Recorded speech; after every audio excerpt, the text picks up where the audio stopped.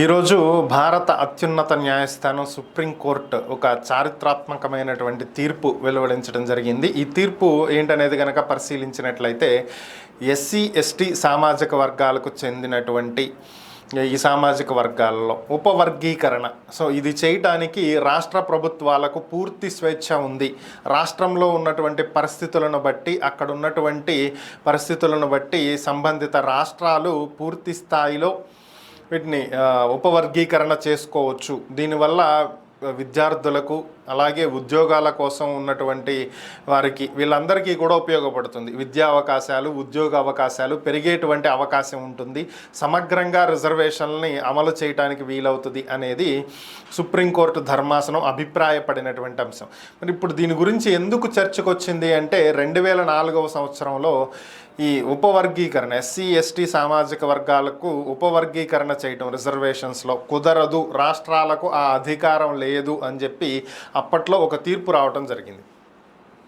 దాన్ని పునఃసమీక్షించాలి అని చెప్పి సుప్రీంకోర్టుకు వెళ్ళినటువంటి నేపథ్యంలో సుప్రీంకోర్టు దీని మీద సుదీర్ఘ విచారణ జరిపిన తరువాత ఈరోజు ఇచ్చినటువంటి స్టేట్మెంట్ ఏంటి అంటే రాష్ట్రాలకు ఆ హక్కు ఉంది.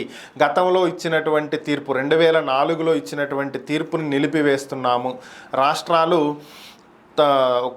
తాము సొంతంగా కేంద్రంతో సంబంధం లేకుండా రాష్ట్రాలు సొంతగా ఏ రాష్ట్రానికి ఆ రాష్ట్రం అక్కడ ఉన్నటువంటి పరిస్థితులను బట్టి ఉపవర్గీకరణకు సంబంధించి వాళ్ళు విధి విధానాలను ఖరారు చేసుకోవచ్చు. దాని ప్రకారం రిజర్వేషన్లు కల్పించవచ్చు.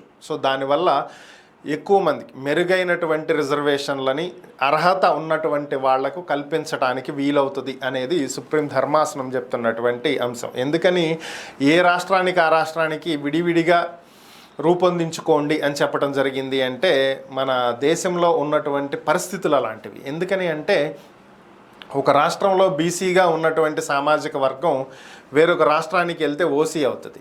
ఒక రాష్ట్రంలో ఓసీగా ఉన్న సామాజిక వర్గం మరొక రాష్ట్రంలో ఎస్టీ అవుతుంది. ఇలాంటి భిన్న పరిస్థితులు ఉన్నటువంటి దేశం కాబట్టి ఒక్కొక్క రాష్ట్రంలో ఒక్కొక్క సామాజిక వర్గం ఒక్కొక్క కేటగిరీకి వెళ్తుంది. ఒక చోట ఓసీ, ఒక చోట బీసీ, ఒక చోట ఎస్సీ, ఒక చోట ఎస్టీ.